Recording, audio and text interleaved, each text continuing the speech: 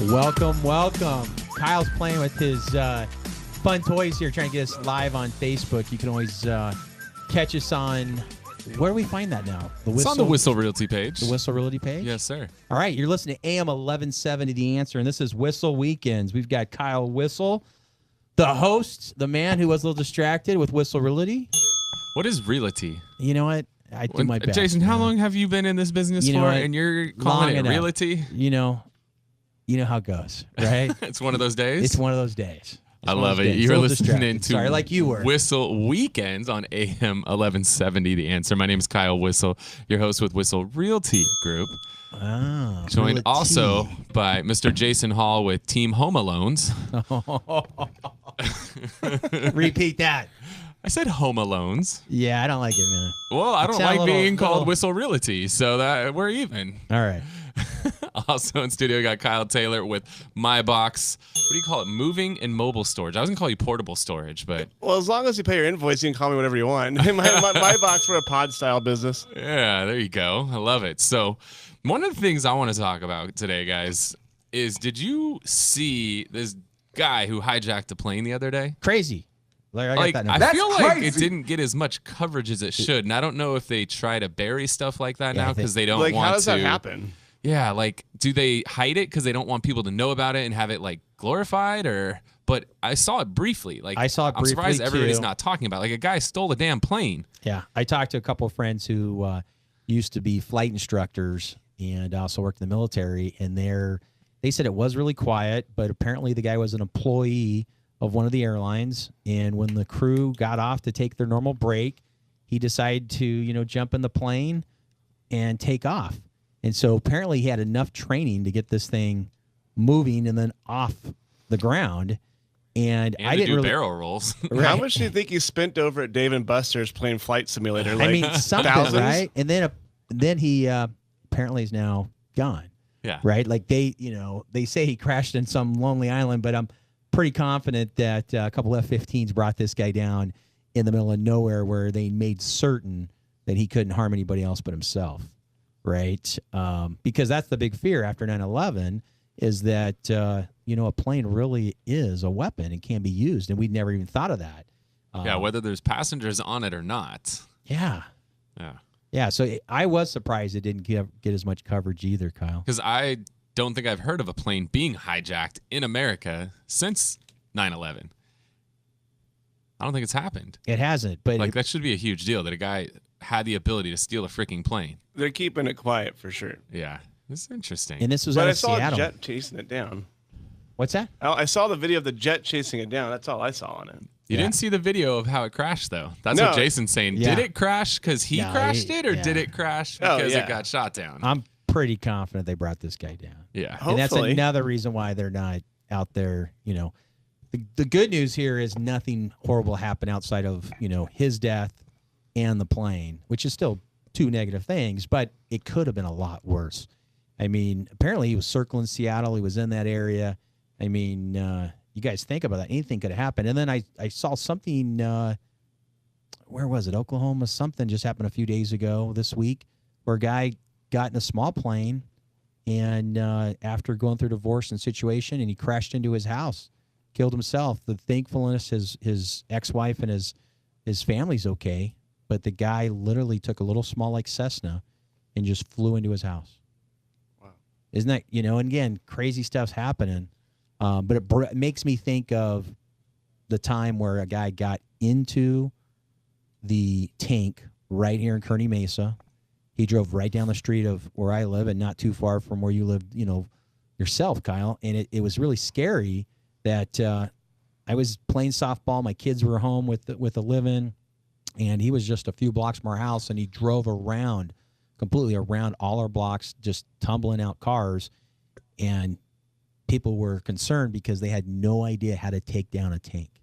If he didn't get stuck himself, they didn't know what to do, That was wild. It was wild. I remember that. And I'll never forget that. And people were concerned that, one of the police officers had to reach in there and pull the trigger and kill him. But, some of these people are insane. I mean, what are you going to do? I mean, you don't know at the time if the guy's going to get this thing back going. So Like I told people at the time, and they don't like to hear this, but he drove by my house. It could have been my kids walking down the street, right? Where they literally right down from the school, right across the street from the school, he rolled over a bunch of cars. What if my kids were playing in one of those cars? I personally would have gone in there and pulled the trigger on this guy, right? Like, it's just not safe. It wasn't smart what the guy did. Yeah, I'm sure there's some mental, issues and I feel for people with mental issues, but at the same time, when you've taken it that far, I don't feel sorry the guy's no longer with us. Right. No, I could care less about that part. I'm happy no one was hurt. Yeah. I have family in the area. So. Yeah. So but I'm just trying to think. So every time, like society in general, we're very reactionary, right? So now this guy just hijacked a plane. Well, I don't know. I've never flown a plane before, but I've got to imagine there's something similar to a key that's required to take a plane off the ground. How the hell did this guy... I don't think there's really a key. There's got to be something. I mean, some sort of code or combo or login or something required. Like, how the hell... And if you're watching this on Facebook Live or you listen to us on the air, if you know what it takes to get a commercial plane off the ground, like, I can't just walk in there. Like, how the hell did he pull this off? There's got to be something, whether there's a key, well, you're saying specifically how is he able to fire up the engine? Right. How do you get the code to that thing? You're right. How do you get the motors going when you're not the captain or pilot, whatever? Like, how does that happen? I don't understand. Yeah, this day and age, like, honestly, I think he flips some switches and he moves that thing back, but it's There's scary. just no way anybody should have the and ability he was to a do really that. young guy, wasn't he? He was like He's like our age. maybe his position at the airport allows that sort of a clearance where he has that sort of capability to get inside the cockpit, but I'm not sure. Yeah, I'm That's curious. wild. So if you're watching the show, you're listening to the show, and you know how the hell that works, let us know. You can always text us or call us 619-663-SELL, 619-663-7355. I want to use that as an opportunity to kind of segue to what you do, Kyle, because mental issues is something that is huge in society and is something, as a realtor, we come across a lot. I mean, we have had a lot of homes over the years. We work with attorneys. We did a lot of foreclosures and short sales and all of that stuff over the years, and we ran into hoarder houses all the time. I mean, where people have just massive, massive amounts of stuff. And, to them, it's part of their collection, right? And they don't want to let go of things. And a lot of times it's because of mental issues, right? They've in their mind, these are all very valuable things. I mean, even these cardboard boxes that are falling apart with nothing in them are valuable boxes. For whatever reason. It's crazy. And yeah. So having a company like yours, talk about what you guys do, because what you do has been something that didn't exist 10 years ago, but over the last 10 years has become something that's really popular. So talk about what My Box is and kind of some of the scenarios, especially when it comes to like hoarder houses and clearing out some of these massive houses, what you guys do. Well, yeah, so we are a portable storage style, pod style business. People call us our containers pods all the time. We try and call them boxes. But in a hoarder situation, you just have to treat them with respect. So if you respect the homeowner and respect their things and understand that to them, what may look like, one man's trash is another man's treasure. Sure. Same concept, but it might be a whole house full of it. So we go in there, and sometimes it's to the point where you really probably shouldn't be going inside the home, and do a quick little evaluation. Oftentimes, if a hoarder is moving their house, there's some sort of reason. Either maybe it's a foreclosure, they have to move for health reasons. So if that's the case, sometimes there's sort of a handler there that you can sort of communicate with and understands the situation a little bit further. If it's kind of us going into it one-on-one, we'll explain to them what our services are, but also we're not the hands-on moving company. But what we'll do is I'll put them in touch with a professional organizer beforehand.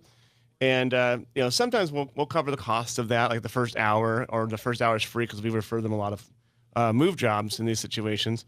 And the professional organizer will go out there, and they're more trained, sort of almost like a therapist, Right. where they'll help them kind of get through the move and the breakdown and how it's going to work. And then we just drop off boxes. It makes it easier for us. And so My Box, MIBOX. Yes, sir. All right. So you guys have that pod, the box that you put out in front of somebody's home, right? The homeowner then loads that up or hires somebody to help load that up. In Kyle's example is they're trying to declutter the home to make the home look the best for the next buyer, right? You want to show the home in the best opportunity. So we, get rid of that information, or I shouldn't say get rid of it because I might, hurt somebody's feelings there, but truly declutter You guys put that in the box, and then you guys store the box, right? You guys come pick the box up. Yeah, we pick the box and store it either in Poway or at our Lakeside facility. So we have 2 options for storage. But yeah, everything comes off site. And as far as their contents go, for us, whatever you feel comfortable storing, as long as it's not hazardous or something that's like going to be, biodegradable inside the container, like, just waste. For us, it's whatever you're comfortable storing. Hopefully you store it forever. And we can have a long-term relationship with you.